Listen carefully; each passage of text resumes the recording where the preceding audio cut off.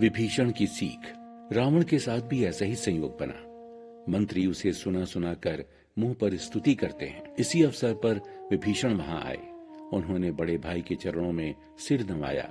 फिर वो अपने आसन पर बैठ गए और आज्ञा पाकर मीठे वचन बोले, हे कृपालु, जब आपने मुझसे राय पूछी है तो हे तात, मैं अपनी बुद्धि के अनुसार आपके हित की बात कहता हूं। जो मनुष्य अपना कल्याण, सुंदर यश, सुबुद्धि, शुभ गति और नाना प्रकार के सुख चाहता हो, वो हे स्वामी पर स्त्री के ललाट को चौथ के चंद्रमा की तरह त्याग दे। अर्थात जैसे लोग चौथ के चंद्रमा को नहीं देखते हैं, वैसे ही पर स्त्री का मुख ना देखे। 14 भुवनों का एक ही स्वामी हो, वो भी जीवों से वैर करके ठहर नहीं सकता, यानी नष्ट हो जाता है। जो मनुष्य गुणों का समुद्र और चतुर हो, उसे चाहे थोड़ा भी लोभ क्यों ना हो, तो भी कोई उसे अच्छा नहीं कहता। हे नाथ, काम, क्रोध, मद और लोभ, ये सब नरक के रास्ते हैं। इन सब को छोड़कर श्री रामचंद्र जी को भजिए, जिन्हें संत जन दिन रात भजते रहते हैं। हे तात, राम मनुष्यों के ही राजा नहीं है, वो समस्त लोकों के स्वामी और कालों के भी काल हैं। वो साक्षात भगवान हैं। वो निरामय, अजन्मा, व्यापक, अजय, अनादि और अनंत है। उन कृपा के सागर भगवान ने पृथ्वी, ब्राह्मण, गौ और देवताओं का हित करने के लिए ही मनुष्य का शरीर धारण किया है। हे भाई सुनिए, वो सेवकों को आनंद देने वाले, दुष्टों का नाश करने वाले, वेद तथा धर्म की रक्षा करने वाले हैं। वैर त्याग कर उन्हें सिर नवाइए। प्रभु श्री राम शरणागत का दुख दूर करने वाले हैं। हे नाथ, उन सर्वेश्वर को जानकी जी को वापस लौटा दीजिए और प्रभु श्री राम का भजन कीजिए, जिसे संपूर्ण जगत से द्रोह करने का पाप लगा है। शरण में जाने पर प्रभु उसका भी त्याग नहीं करते, जिनका नाम तीनों तापों का नाश करने वाला है। वही भगवान मनुष्य रूप में प्रकट हुए हैं। हे भ्राता रावण, ये आप अच्छी तरह से समझ लीजिए। हे भाई, मैं बार बार आपके चरणों में विनती करता हूँ कि मान, मोह और मद को त्याग कर आप कौशलपति श्री राम जी की शरण में चले जाइए, उनका भजन कीजिए। मुनि पुलत्स्य ने अपने शिष्य के हाथ ये बात कहला भेजी है। हे तात, अच्छा और अनुकूल अवसर पाकर वो बात मैंने आपसे कह दी। माल्यवान नाम का एक बहुत ही बुद्धिमान मंत्री था। उसने विभीषण के वचन सुनकर बहुत सुख माना। फिर बोला, हे तात, आपके छोटे भाई बड़े नीति निपुण हैं। विभीषण जो कुछ कह रहे हैं उसे हृदय में धारण कर लीजिए। उनकी बातें सुनकर रावण बौखला गया और बोला, अरे, ये दोनों यहाँ शत्रु की महिमा का बखान कर रहे हैं। यहाँ कोई है जो इन्हें दूर करे? तब यह सुनकर माल्यवान तो अपने घर लौट गया, परंतु विभीषण हाथ जोड़कर पुनः कहने लगे, सुमति कुमति सबके उर रहे हैं, नाथ पुराण निगम अस कहे हैं। जहां सुमति तहां संपत्ति माना, जहां कुमति तहां विपत्ति निदाना। हे नाथ, पुराण और वेद ऐसा कहते हैं कि अच्छी बुद्धि और खोटी बुद्धि सबके हृदय में रहती है।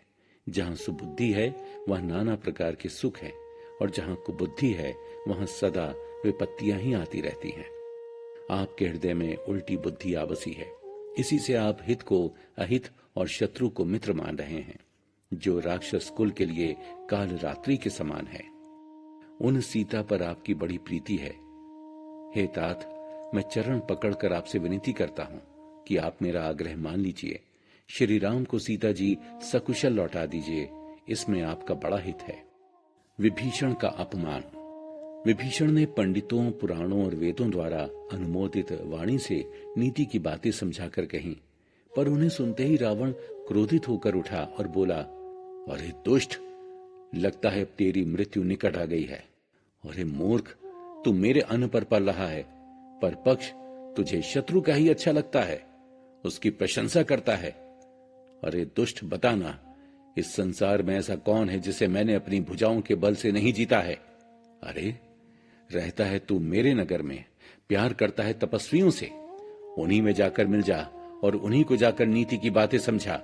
ऐसा कहकर रावण ने विभीषण को एक लात मारी, परंतु छोटे भाई विभीषण ने नीति संगत बातें मानने के लिए बार बार भाई के पैर पकड़े।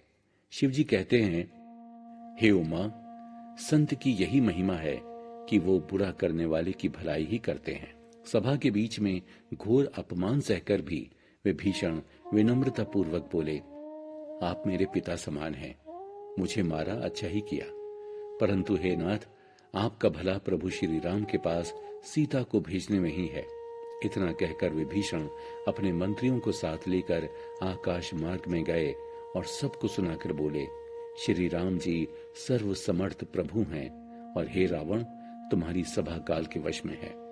अतः मैं श्री रघुवीर की शरण में जाता हूं, फिर मुझे दोष मत देना।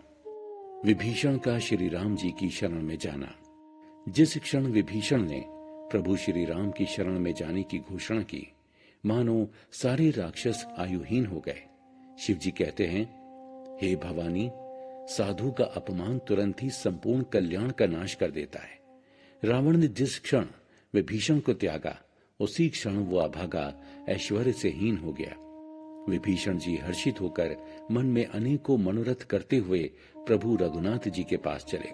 विभीषण मन में सोचते जाते हैं, मैं वहां जाकर भगवान के कोमल चरण कमलों के दर्शन करूंगा, जो सेवकों को सुख देने वाले हैं, जिन चरणों का स्पर्श पाकर अहल्या तर गईं और जो दंडक वन को पवित्र करने वाले हैं, जिन चरणों को जानकी जी ने हृदय में धारण कर रखा है, जो कपट मृग को पकड़ने के लिए पृथ्वी पर दौड़े थे। चरण कमल साक्षात शिव के हृदय रूपी सरोवर में विराजते हैं।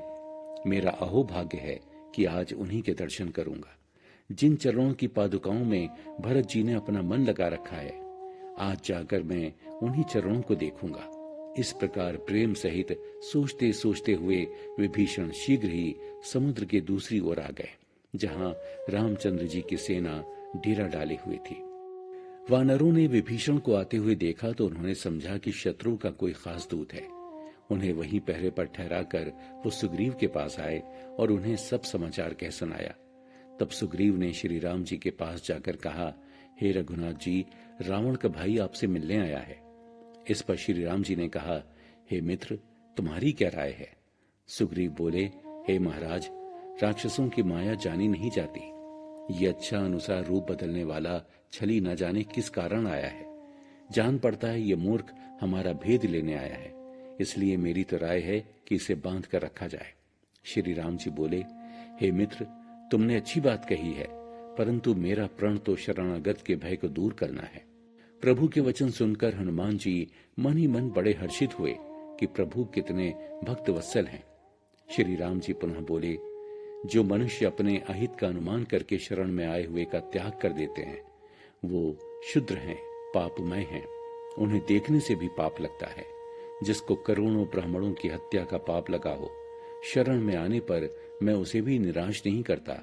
जीव ज्यों ही मेरे सम्मुख होता है, त्यों ही उसके करोड़ों जन्मों के पाप नष्ट हो जाते हैं। पापवंत कर सहज सुभाऊ, भजनु मोर तेहि भाव न काऊ। निर्मल जन मन सो मोही पावा, मोही कपट छल छिद्र न भावा। पापी का ये सहज स्वभाव है कि उसे मेरा भजन कभी नहीं सुहाता। यदि रावण का ये भाई दुष्ट हृदय का होता तो मेरे सम्मुख कदापि न आता। जो निर्मल मन का होता है वही मुझे पाता है। मुझे कपट और छल छिद्र नहीं सुहाते। यदि रावण ने उसे भेद लेने के लिए भेजा है तो भी हे सुग्रीव, हमें उससे कोई हानि नहीं है, क्योंकि जितने भी राक्षस हैं, लक्ष्मण उनको क्षण भर में मार सकते हैं। और यदि वो भयभीत होकर मेरी शरण में आया है तो उसके प्राणों के समान रक्षा करूंगा। कृपा के धाम श्री राम जी ने हंसकर कहा, दोनों ही स्थिति में उसे यहाँ ले आओ। तब अंगद और हनुमान सहित सुग्रीव जी कृपालु राम जी की जय हो कहते हुए चले। विभीषण को आदर सहित आगे करके वानर प्रभु के पास चले।